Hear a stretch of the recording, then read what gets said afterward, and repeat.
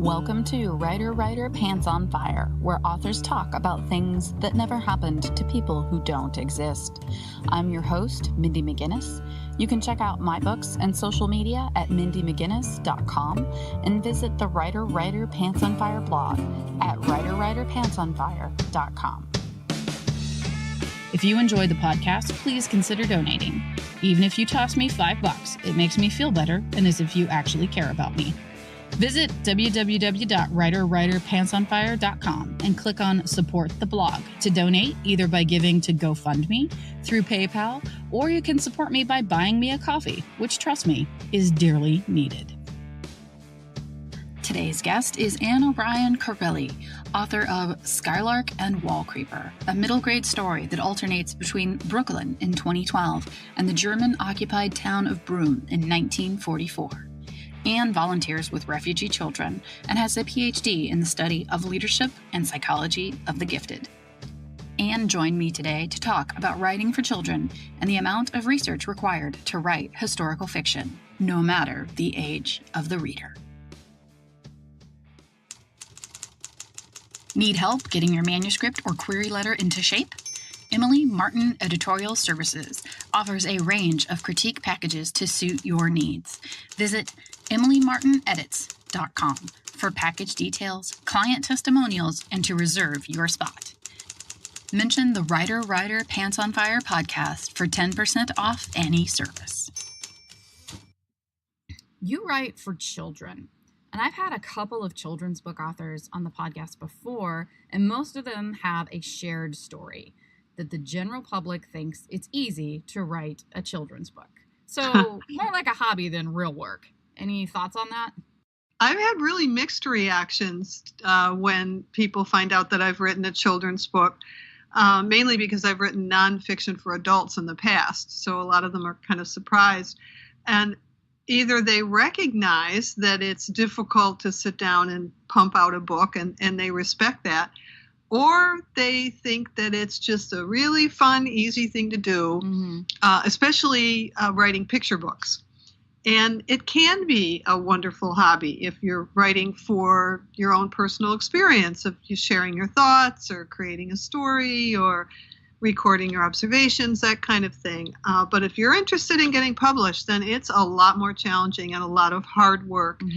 It does take persistence. It takes real commitment and dedication, not just a great idea and some creativity. Most of the authors that I know in the children's world who want to be published are incredibly hard workers and very, very focused on their craft. What always surprises people who are not authors, who are not writers, is when I tell them that I think that picture books are the hardest to write. Because, of course, they've read them to their children and their grandchildren. They think, oh, well, this was quick and easy. I could write this. I've had the opportunity to write tons of publications for my business over the years, but I've also published nonfiction textbooks, middle grade historical fiction, which is my new book of Skylark and Wallcreeper. That's middle grade, and a picture book. And the picture book came about because I've spent many, many years working with refugee children. And I thought of a picture book idea for refugees and for the kids that are in their classrooms. And I thought, oh, well, this will be easy. I'll just write a picture book. So I'm going from writing a textbook to drafting a picture book. It's called Amina's New Friends. And boy, did I learn the hard way. It takes several rewrites and lots of feedback to get it right. Very, very hard to do. Every word, every syllable counts in a picture book. I didn't fully understand that myself until I actually went through the process. So it's an interesting question. Yeah, absolutely. And I've heard, too, that the children's book arena is actually one of the hardest places in publishing to break into because of this, because so many people are like, yeah, I can do that, right? And so there are so many submissions and so many people out there throwing their stuff in front of agents and editors, and that it's highly competitive and very difficult to break into as well. So, I mean, what was your experience on that end as far as beyond the craft, just the actual publishing process. Yeah, that's really interesting because I had no idea. It's not to say that writing for adults isn't competitive, but it's a little different process. I mean, you could submit a proposal before you've actually written the book. Right. With children's books, not only do you have to have a manuscript, but it is a extremely challenging and detailed craft. I don't mean formulaic, but there are some expectations about particular genres, and the writing really has to be good. And then, of course, the story has to be good and the character development.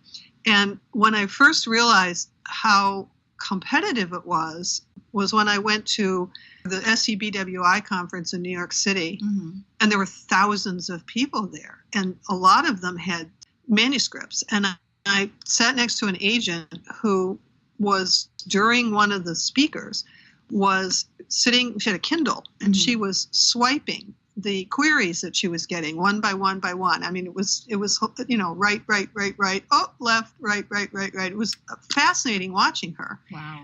And that's how many hundreds of queries she was getting a day. Wow. And she was making an instant decision based on the one or two sentences about whether she wanted to read anything more, let alone look at the manuscript. That was a real eye-opener for me. And I had a lot of ambivalence about why was I doing this. I was writing for fun. I was learning a lot. I was enhancing my craft. I would, of course, love to get the book in the hands of children, but I realized it's not so easy to do that. And it takes a while. And it takes a while to get an agent or to get an editor's attention. And then you never know. A lot of it's serendipity. It's very competitive. And I've heard a number of people at these conferences and writing workshops talk about how naive they were in thinking that just because they read to their children at night doesn't mean they can turn around and write a book. Similarly, it's interesting to me when I talk to parents or grandparents even that read to their children, going in another direction as far as creativity, they may not think that they can write a children's book or a chapter book or whatever the case may be, but they think that because their children love to be read to, they're like, I think I can be an audiobook narrator. And I'm like, no, no, you can't. It's like, I mean, that's cool that you want to try, and by all means go for it. But like, that is an actual art. Those are professional trained actors that are doing those audiobooks. And it's not just you have a pleasant speaking voice or you have good inflection. It's not just reading a book. It's a performance. And just because your grandchild is enjoying you doesn't mean that it's something that you can do for a living. I had an interesting experience with that. As I said, I've worked with refugees, and I did a number of movies interviewing refugee kids and interviewing their parents. And they were basically talking about what it's like to come to America. And so I was working with a film company, and they had a studio. So I said, I wonder if I could read some children's books, and then I could, give those out to refugee kids when they arrive. And they said, sure. I mean, I wasn't doing it to earn any money. I just thought I would try it. This was very serious studio recording. When I played it back, of course, everybody's always surprised at their own voice. Yeah. But they told me that I had a little catch in my voice that no one has ever commented on. I certainly have never noticed it, but it was picked up by the audio. I mean, it picks up every little nuance. Yep. And it ruled me out immediately for being able to do anything professional, because it wasn't a speech problem. It's just the way I talk. Yeah. There's a lot of assumptions, and sometimes I just have to smile when people look at the book and they say, oh, this must have been fun. And it was, but it's a lot more complicated and a lot harder than that. Absolutely. Yeah. Fun is part of it, but like maybe 20%, maybe 15, and 85 is work and effort. Yeah. Yeah. And then the post-publication part, I had no idea, was so rigorous in terms of participating in the marketing of the book. Oh, absolutely. I'd heard about it, but I hadn't, now that I'm living it, it's a profession, and you have to really take it seriously. Yeah, absolutely. We're not just writers anymore. We're also marketers. Yes. Yeah, we're not in our ivory tower with a typewriter. That's not happening. I know. Thinking up great ideas and then writing them down and handing them in. It doesn't work that way at all. No, it is And the no thing longer that's the also case. interesting that I learned early on was I could get lots and lots of positive feedback, and some of it critical but helpful feedback from a small critique group, and I had a couple of editors that I know who were willing to read things. I had a couple people outside my genre who gave a cold read. So I asked for a lot of people to not only read the book as a story, but I had a curator of a museum read for historical accuracy. I mean, it had a lot of players involved, and all of them were saying to me, oh, if you fix this or you fix that, it'll be great. It's good. You got to get this book out there. And so I had a lot of positive feedback. When I started submitting it originally to editors before I got my agent, I would get something back and they were nice. They were very kind, but they would say, well, you probably should have done this, or I would have preferred this. And that's when I realized how subjective the critiques are from editors and from agents. They're looking for very specific things. They know what the market is. They're very acutely aware of what is of interest in the field, but they also have their own personal views about what they like to read. Right. It's a lot of work to ferret out the individual or the editors who are going to connect with what you are writing. And I was very lucky to get an agent who got it and understood. And she's been wonderful, but boy, that took a while. Yeah. How long did it take you? How long were you querying? Well, it's funny because somebody was asking me that the other day. I remember when I did the first draft of Skylark and Wallcreeper was right after Hurricane Sandy. Oh, wow. But it was way different. And I sat down. I'm a pantser, so I tend to just write. And I didn't even know I was going to write a children's book. I had, done the picture book, but I didn't know I was going to write this as middle grade. And I started writing and writing and writing because I just finished interviewing a nurse in New York City who had helped to evacuate her patients from her nursing home during Hurricane Sandy. I was writing something for her, and she told me her story, and I thought, oh, this will be a great book. So I started writing, and I finished it. And then it was almost a year later that it was finally tuned and the French Resistance was folded in because that's a real interest of mine. And then it was another 6-9 months before I started to actually hear back from editors. I mean, that's how long it takes. And they were, they either passed or they asked for a revision. So I had to do revisions. And then eventually Carrie Pistrito was my agent. She saw it, and that was serendipity. She signed, and then, of course, she then had to send it out to get editors to look at it and keep prodding them. And then finally, Little B decided that they were going to publish it. So a lot of it is not really about the writing of the book and how long it takes to write a book. I just wrote a book. Another one that I just finished. It took me 3 months to write it. It's been in my head, but I know it's going to take a couple of years minimum to maybe get it on a shelf. Yep, absolutely. It's a very, very long process. Very long process. Coming up, using incubation and your subconscious to think your way around the sticky spots in your manuscript. Witness the opioid epidemic through the eyes of a high school softball star.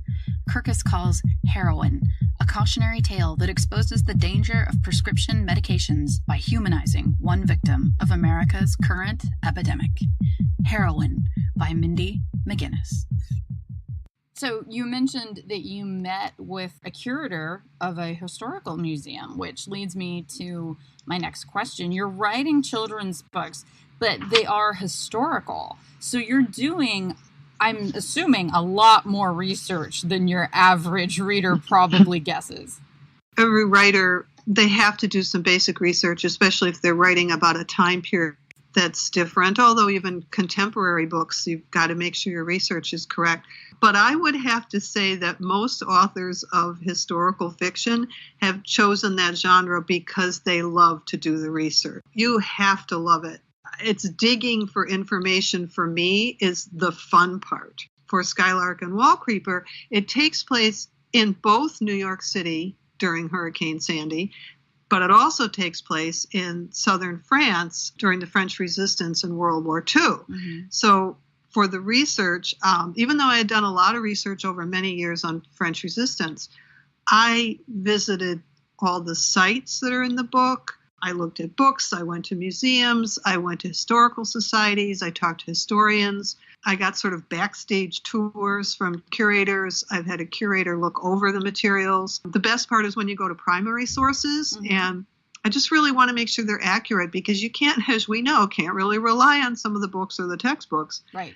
I read diaries, and I looked at old maps, which I love, and I was walking through battle reports and ration books and old letters and some of the old underground French Resistance newspapers. I have a modicum of French, which has faded over the years, but I was able to sort of translate those. And of course, a lot of things now are online. Mm-hmm. But a lot of times you have to find a library that has something and go to it, and they'll dig it out and you can look at it. You have to research things that a lot of people don't think about. What was the weather? What was the clothing? Mm-hmm. What was the food? What were the snacks that they ate? How did they cook something? Slang, language, some of the games the children played. What tools did they have? I mean, there's all those details, and you have to make sure that you get it right, because it really throws readers if something is not of the time period or isn't something that a particular group of people would use, mm-hmm. especially if they're well versed in the history. It stops them cold when they see that there's a problem. I can give you an example of this. A friend of mine was telling me this the other day. She is an appraiser of antique quilts, mm-hmm. okay? So she knows all about fabric, color, design, all of that in different time periods. So she was watching the movie Lincoln, and towards the end, there's a very, very powerful scene, and the dialogue is really important. And all she could do was focus on a quilt that was on the back of a rocking chair. And she's studying the colors and the pattern, and she was very pleased to see that it was all correct for the time period. It definitely would have been in Lincoln's office. Viewers or readers, they like to feel confident that you got it right, mm-hmm. that your details are correct. Yeah, I'm that way with farming. Whenever I'm watching a movie, and people that make movies generally know nothing about farming, so right. It's usually wrong. Right. So it's like anytime anything is set on a farm and an actor is doing something that they think a farmer would be doing, I'm just like, nope, that's completely wrong. I know what you mean. And it's interesting. You're talking about the level of detail, and you're talking about things like clothing and food. It is so important to get those things right, even if it slows you down, even if it stops you. I have been working on an adult novel set in 1918 during the Spanish flu.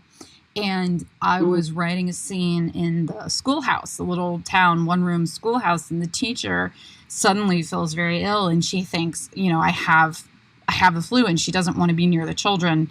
She's worried that she's going to infect them, and so she bolts out of the schoolhouse, but she falls on the steps, and she has succumbed very violently to a sudden attack of the flu, which did happen.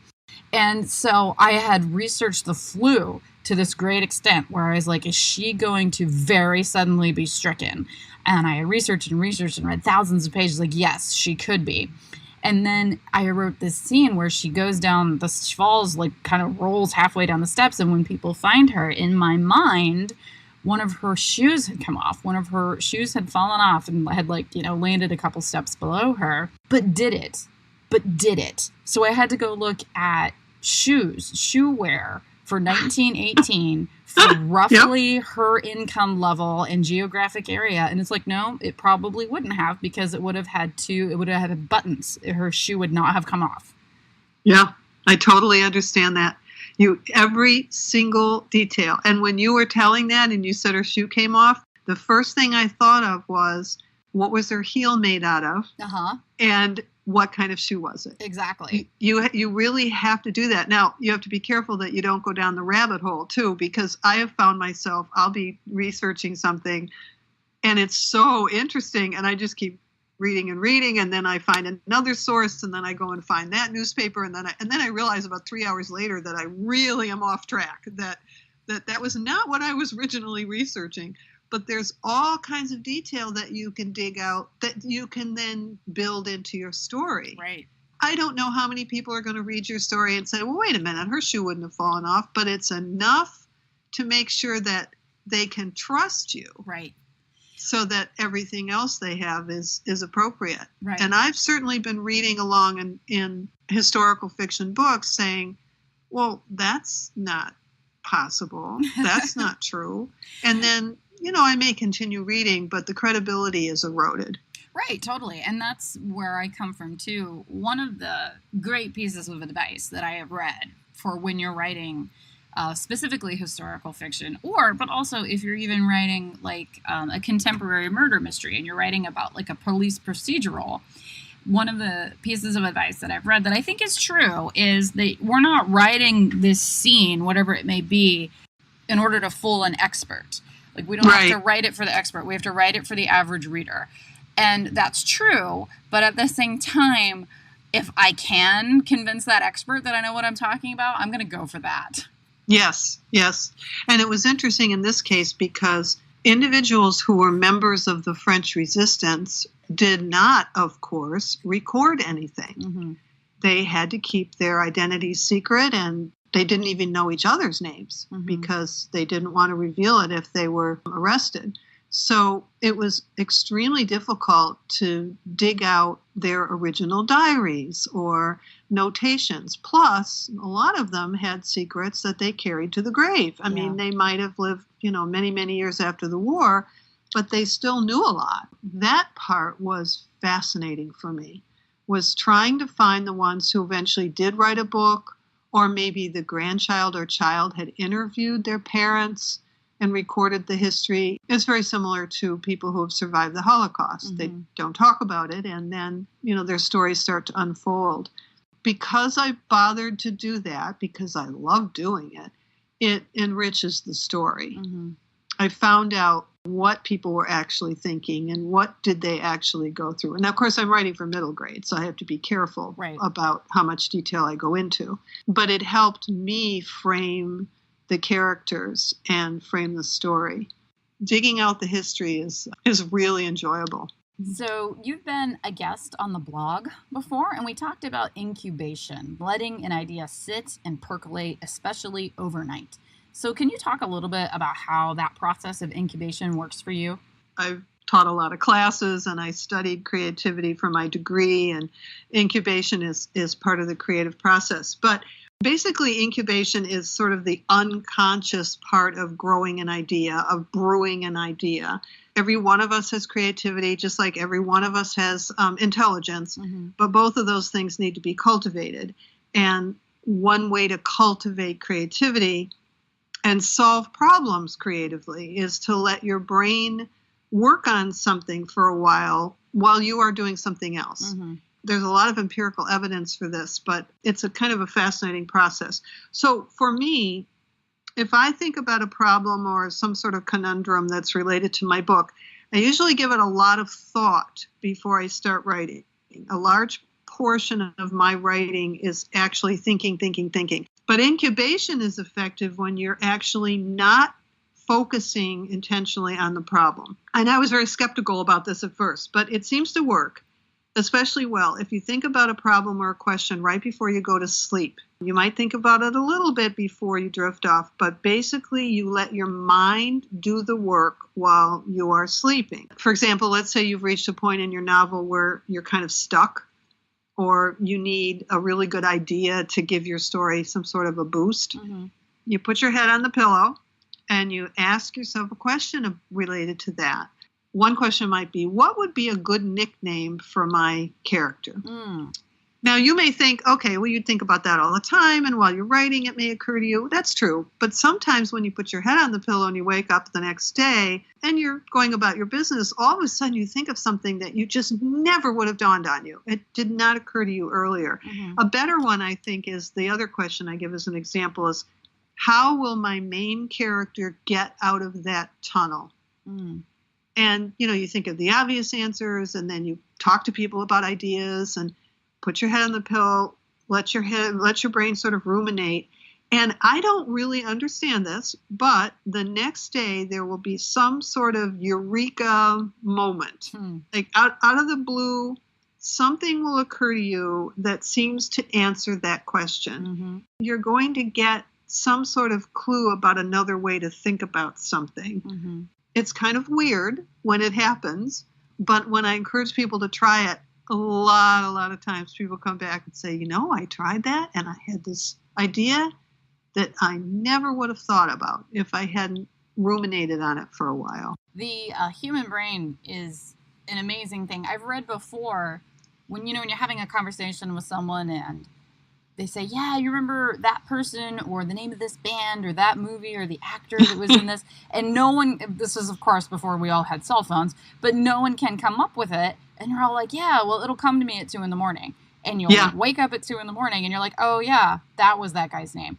And the reason why I've had that many happens, conversations where a group of us will be talking, nobody can think of the name, and 20 minutes later we're all into a completely different topic, and someone will shout the name out because it's been in the recesses of the brain, but it sort of worked itself forward. Yeah. And the creative processes, the whole creative process is absolutely fascinating to me, and how the different parts of the brain work together.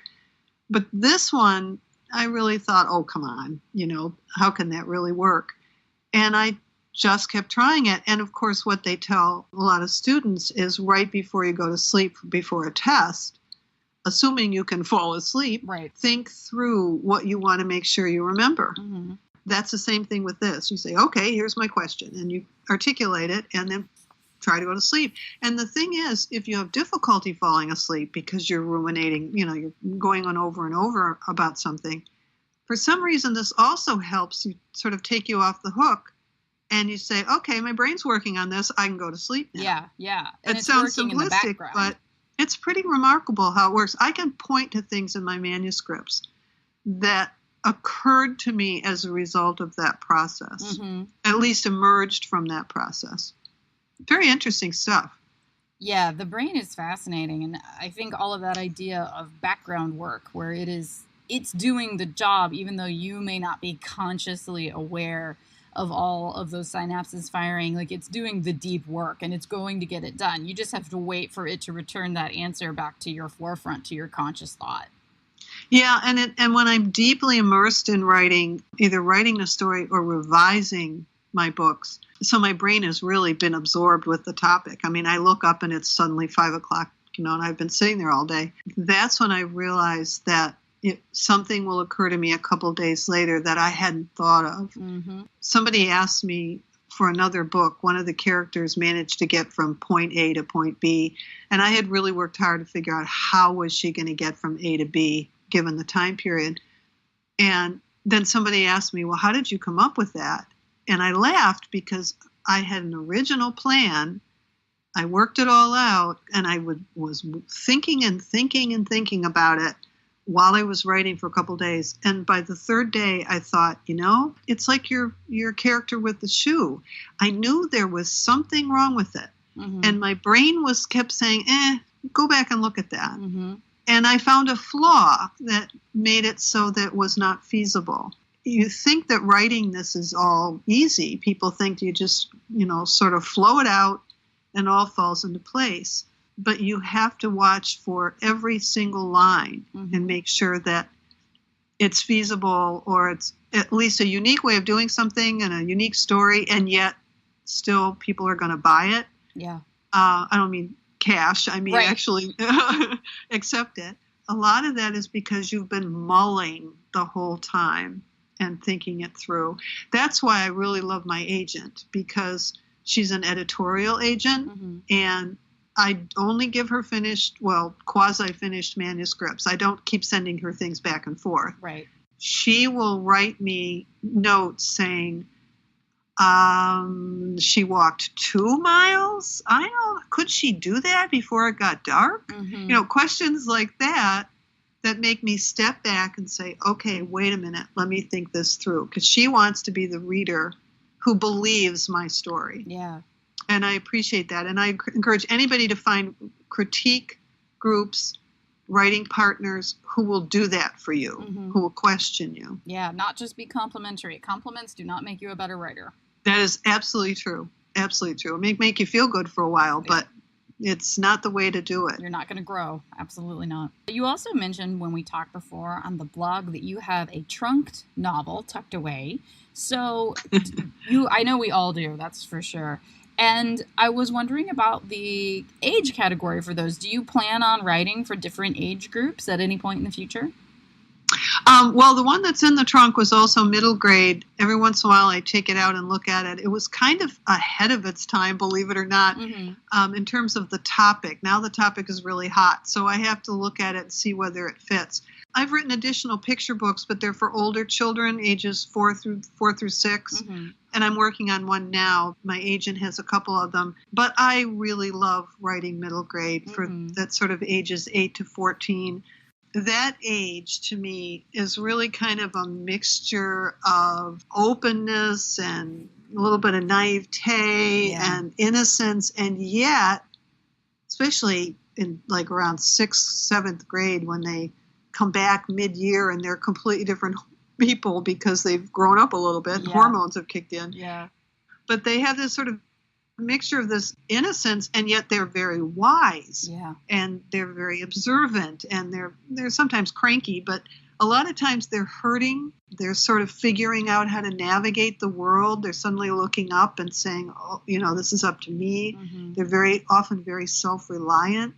I love aiming in at that particular population. Today there are just so many kids who cope with so many things. And I appreciate the fact that middle grade novels are now acknowledging the reality of these kids' lives. Yeah, absolutely. It's quite impressive because it's changed quickly over the years. I mean, they're still providing opportunities. There's a lot of good storytelling. There's a lot of fantasy, but the kids are more than ever seeing characters solve a problem.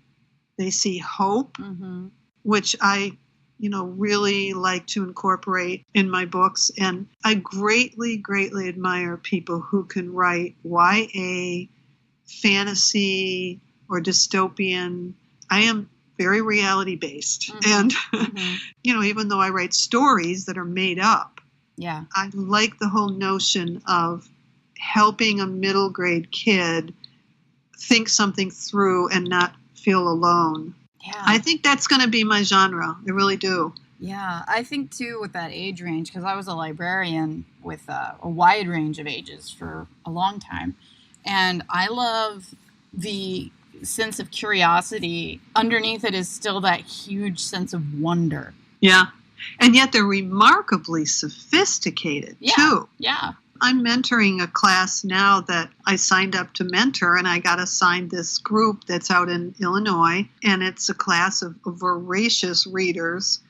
And I've been sort of feeding them books and Skyping with them, and I am just blown away. I mean, they're from all walks of life and all reading levels and all life experiences, and they're just like sponges. And I don't worry so much about vocabulary. If they don't know what it means, they figure it out from context or they look it up.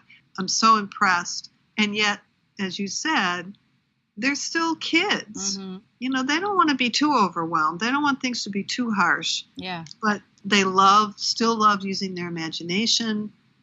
And at the same time, you can build their empathy, and they're open to that. Many eons ago, I was a 6th grade teacher and a social studies teacher, and that population has always really appealed to me because they're kind of an enigma. Yeah, they are. But they're fun to write for. Yeah, it's a great age group. All right, so last thing, tell us where listeners can find you online. I'm pretty active on Twitter with a lot of writers and librarians and teachers, and that's at AOBC, as in Anne O'Brien Carelli, AOBC. And then Instagram is Anne.O.Carelli. I have a website, which is my name, AnneO'BrienCarelli.com.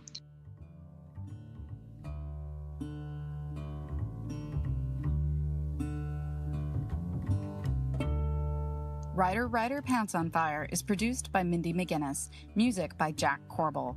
A special thank you to fellow authors Alyssa Palumbo and R.C. Lewis, as well as patron Stephen Avery for helping to make this episode possible.